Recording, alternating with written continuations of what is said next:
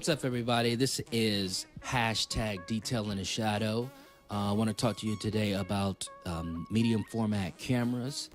What got me into medium format photography is that I had a Diana F Plus, which is actually a medium format camera, and as well as the Holga, the Plastic Fantastic medium formats. I wanted to explore more along the lines of exposure control and actual sharp lens. And one of the first medium format cameras I bought off eBay, which was the Keeb 88. It's the Russian knockoff of the Hasselblad 1000C. It was about $150, and the shipping was about $50 for the shipping, which I thought was like really high. But I don't know, anytime you order a camera from the Ukraine, it's going to have that high shipping cost.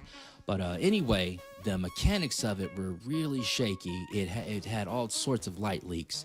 So after testing a few rolls, I discovered that I had to tape up all the seams, especially with the back attached to the camera body, to prevent light leaks. But once I did that, I was able to get some magnificent images from it, because one of the things that were really good about Russian knockoff cameras is they have really, really high quality lenses that they actually reverse engineered from other companies.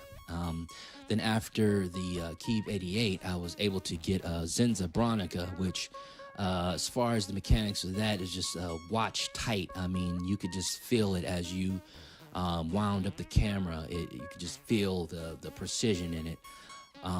It also had a Seiko lens, because this particular camera, the shutter is actually in the lens. So there's lots of cool tricks that you can do with that by not having to cut curtain shutter.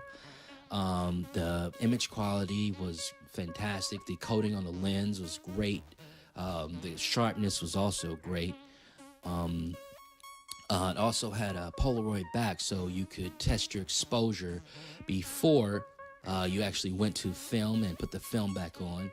I had two film backs, and you can load them up, and with a 6x6 negative, you were able to get 6 exposures.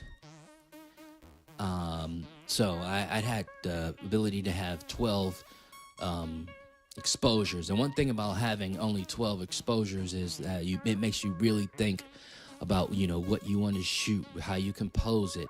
Makes you slow down and think, and not just have the ability to shoot continuously and hope that you have the image that you want. Let's see, the other medium format cameras they have available are, let's see, the Mamiya 6x7, which was used by the magazine industry heavily, and probably still is.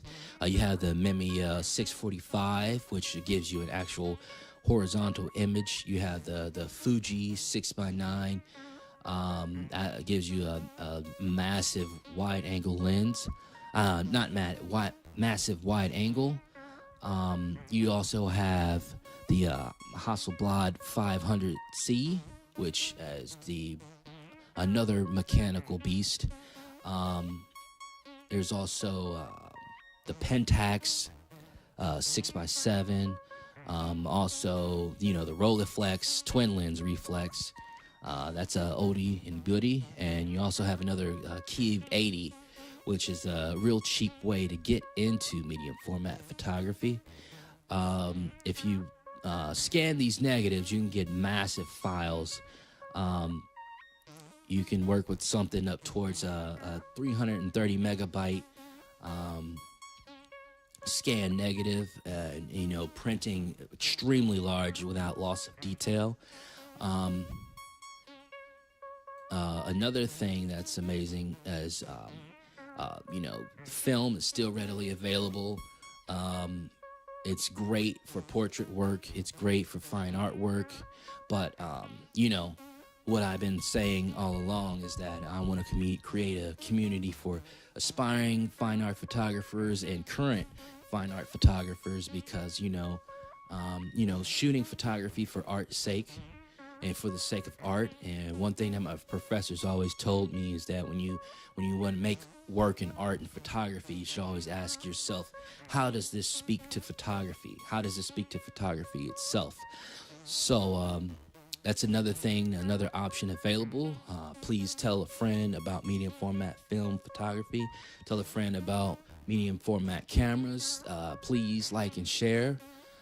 Subscribe, and I'll be hearing from you later on, and we'll continue on this journey and make some fine artwork.